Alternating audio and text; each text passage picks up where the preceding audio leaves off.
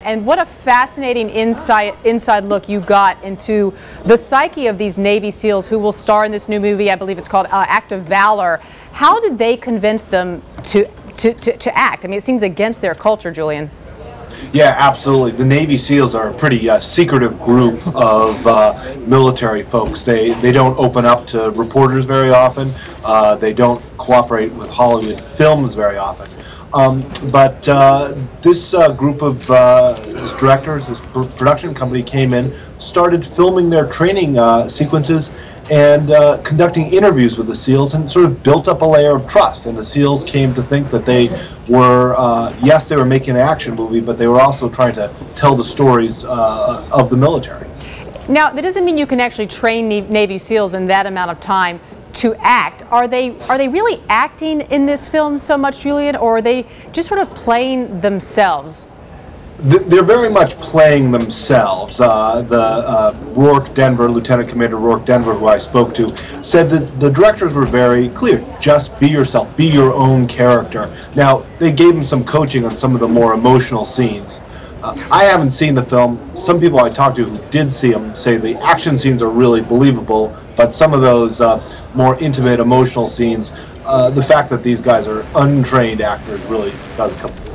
Julian, I can't imagine, though, that there weren't some in the defense community where you are there and some at the Pentagon in D.C. who were not so thrilled about this, who were perhaps worried that we're going to be giving away military secrets and operational secrets on the big screen. That's right. I mean, this group of filmmakers got a lot more access to a really secretive and group at a very high-end military capability. I spoke to a retired general, Lieutenant General James Vaught, who was one of the founders of Delta Force. That's the Army's special mission unit that's very secretive. And he says this film should never have been made. They should throw it in the trash, is what he said. There are others, though. Commander Denver says, you know, listen, we made sure to hide to make sure the most secret stuff doesn't get in the film, and we didn't give away anything to the enemy.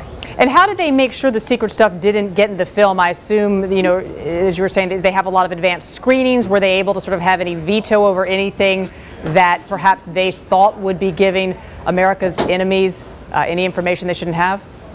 Yeah, I mean, this was, in order to get that access, the filmmakers gave the Navy the right to review all the film that they took and excise anything that they thought might give away a tactic or a technique.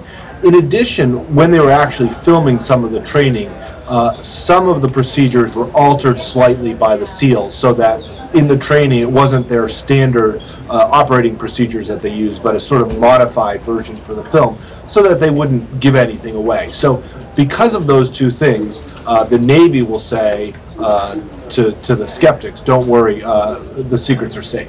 Very interesting. You know, we have so much reality TV. Now we're sort of moving into reality filmmaking on one end. I wonder, when you interviewed these SEALs, Julian, did you get the sense that acting in this film sort of whet their appetite to do more of this, perhaps? You know, I actually didn't. I think that they were, I mean, they're very proud of this film. They hope people see it. They hope that it tells the story of the SEALs in an accurate way. But the SEALs that I spoke to were very much anxious to get back to their normal business of constant deployments overseas and training new folks here. And has concern about the film, Julian, sort of relaxed a little bit there in Washington, D.C. and around the Defense Department and then in the Pentagon, now that folks sort of know what's in there and they know that they have screened out and weeded out some of the things that were perhaps, you know, they didn't want other folks to see?